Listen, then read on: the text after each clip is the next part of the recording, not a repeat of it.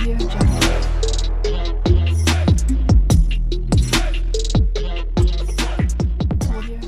لي في جيسبر كو فالي بيان، ان شاء الله تكونوا بخير. في الفيديو تاع اليوم راح نديرو كاري بلونزو او بلونجو، كل ولايه كيفاش تقولها.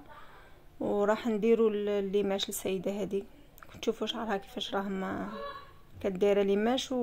وهو ودت لها اليوم غادي نشرح لكم الطريقه بالتفصيل. قبل كل شيء بيان سور نشمخوا لها شعرها مليح ولا نغسلوه. هي ماذا بيكم تغسلوه كاع باش يساعدكم في التمقاس او في القص.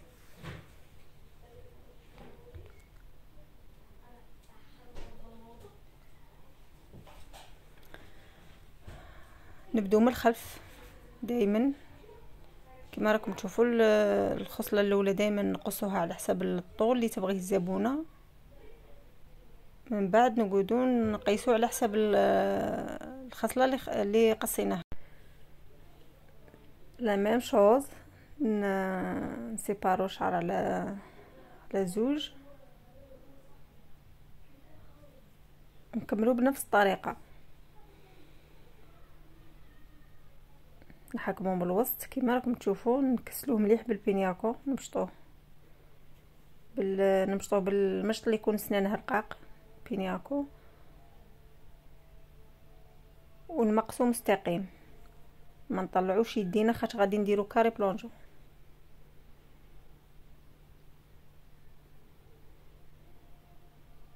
راني نحاول نقبض لكم يعني جميع الاتجاهات باش تفهموا للمبتدئات. كما راكم تشوفوا فيا كسلو بالبينياكو ونقصوا على الشعر اللي كنا ديجا قصيناه. لا ميم شوز.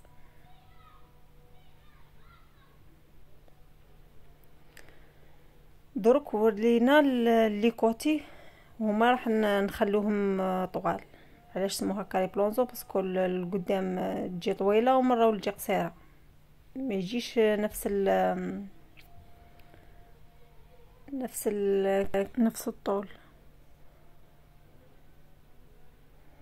كما راكم تشوفوا درك العفسه هنا في كاري بلونزو كيفاش الشعر القدامي كما راكم تشوفوا نجبدوه كاع الرول ونمقصو، ومن بعد نقاليزي لي كوتي هذوك اللي يكونوا طوال.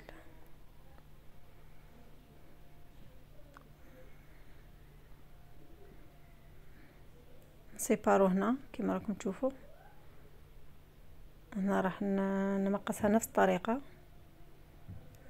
على حسب الطول اللي راني مقصته من الرول. درك هنا حاولت باه نوريكم العفسه وين نجبدو شعر مليح بالبينياكو القدام، الشعر القدامي نرجعوه الرول ونمقصو. بعد ما نشفتها لها بسيشوار غير هكا، يعني ما تتلها بغوشينغ خفيف باش ينشف لنا من الماء برك باش يساعدني باه نسحب الشعر. البنات باش البوني ما يلصقش فيه شعر كي تبقوا تسحبوا باش الزبونه ما توجعوهاش. راح نعطيكم واحد المعلومه، ماذا بيكم ديروا في البوني لازم البوني يكون ناشف اولا، وديروا فيه بودره الاطفال بودوري نورمال. بودره الاطفال رشوها داخل في وسط البوني، ومن بعد نفضوا البوني عادوا ديروا فوق الراس تاع الزبونه. هنا راح الشعر ماحش يلصق في البوني، راح ينجبد لكم بالخف. كي تسحبوه راح ينسحب بسهوله، يعني ماحش توجعوا الزبونه وانتم تاني ما راحش تنغبنوا في السحب. دوك راح نبقوا نسحبوا في الشعر. درت لها البوني هذا باسكو ماشي حابته شارجي بزاف، هذا تقابي تاوعه متباعدين شويه. اللي موالفين يتبعوا الفيديو تاعي اكيد راح يفهموا بلا ما نشرح. واللي اول مره تدخل القناه تاعي او تشوف لي فيديو تاعي نقولها مرحبا بك، وماذا بك ديري لي ابوني وتبارطاجيو الفيديو مع احباباتكم. او في لي جروب باش يستفادوا اكبر عدد ممكن من المشاهدين. دائما نقول لكم فايده ليا وللمشاهدين باش كاين البنات اللي ما عندهمش باش يديروا فورماسيون. لي فيديو هادو راح يعاونوهم باش كي يتفرجوا راح يعاونوهم باش يتعلموا. كما راكم تشوفوا راح نسحبوا جميع التقابي اللي في البوني، خاطرش التقابي تاوعه متباعدين. كي تستعملي بوني يكونوا التقابي تاوعه متقاربين ديري ثقبه وثقبه لا. هذه كي الزبونه تقولك ما ديريليش لي ما شارجي.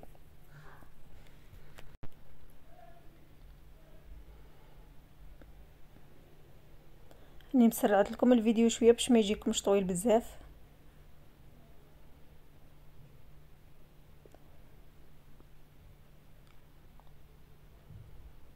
البنات اللي راهم يشجعوني في لي كومونتير نقول لهم شكرا لدعمكم ولتشجيعكم.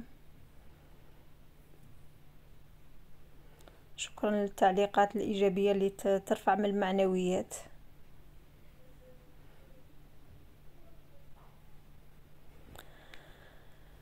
كما راكم تشوفوا حتى نكملوا كاع البوني. هنا خلاص تقريبا راني كملت، ما باقيليش بزاف.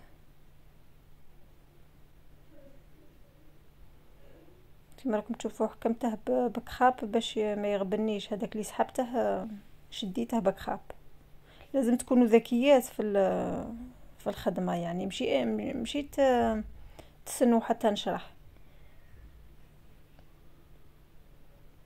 كما هنا شفت الشعر مهود لي مغطي لي تقابي هذوك يغبني باش نسحب.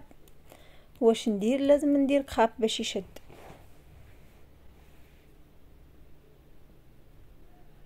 كما راكم عارفين لاكوافير دائما فيها جديد.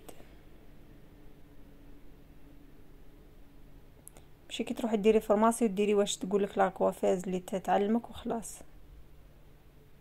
كاين شي صوالح، كاين شي معلومات ما يعطوهم لكش هما، شغل تحاولي تكتشفيهم وحدك. يعني مع التدريب مع الخدمه تولي روحك تعرفي شي صوالح بلا ما تقولهم لك، يعني عن تجربه. هذه خاطش ما يمدولكش كلش، ما يمدوش كاع واش عندهم. تقريبا راني كملت هنا. دوك راح نخلط بودرة التفتيح. قبل ما نخلط عفوا راح كي نكمل لها راح نمشط الشعر. هنا طلبت منها تشد لي البوني عند اذنيها، ومن بعد نمشط كاع بلا بغوص. كما راكم تشوفوا هاد لابغوص تجبد كاع الشعر من اللاغاسين. راني نفيريفي كاش بلاصه ما رانيش جبدتها نزيد نجبدها، كاش تقبه راني ناسيتها ولا.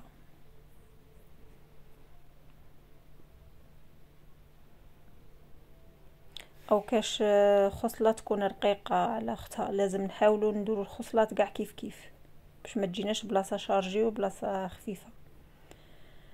هنا راح نستعملوا بودره تفتيح تاع من لوريات. خلط هنا قدامكم. هنا السيده هذه ما رايش حابتها بلاتين. راكم تشوفوا واش مكتوب في القوطي، مكتوب ويت، يعني راح تعطينا درجة تفتيح 8. حتى ولا نخليها تقعد كاع النهار ما راحش تعطيني درجة التفتيح في البلاتي، راح تعطيني في الدوغي. دائما نديروا 3 كيلات بودرة تفتيح. اي بودرة تستعمليها ديري الضعف تاعها، 6 كيلات لوكسيدو فوليم 30. دوك راح نابليكي لها بعد ما خلطتها مليح. يعني الخليط لازم يكون متجانس، ما يبقوش فيه هذوك الحبيبات، ما يبقاش هذاك الكور. تخلطيه مليح مليح، تذوبي كاع هذوك الحبيبات. من بعد نبداو نسيبارو شعر ونابليكو عليه. نسيبارو خصلات رقاق. دائما نبدو من الخلف، سواء في التمقاس سواء في لاكولار سواء في ليماش. دائما نبدو الخدمه من عند الرقبه. علاش في ميسكم بالك كاين شي بنات ما يعرفوش المعلومه هذه، علاش نبدو من الخلف. باسكو لو كان نبدو من الامام عندنا القدام في الجبهة حامية هذيك المنطقة تخرج بالخف. كون نبدو نديرو قدام ومن بعد عاد نولو الرول راح القدام تخرج بالخف والرول تبقى باش تبقى يعني ما راحش يخرج لنا نفس لا كولور.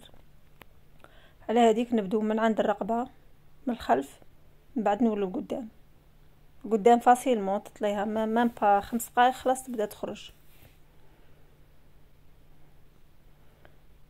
من بعد نغطيها بصاشي نخلوها 45 دقيقة تحت الكاسك او نحميها بسيشوار.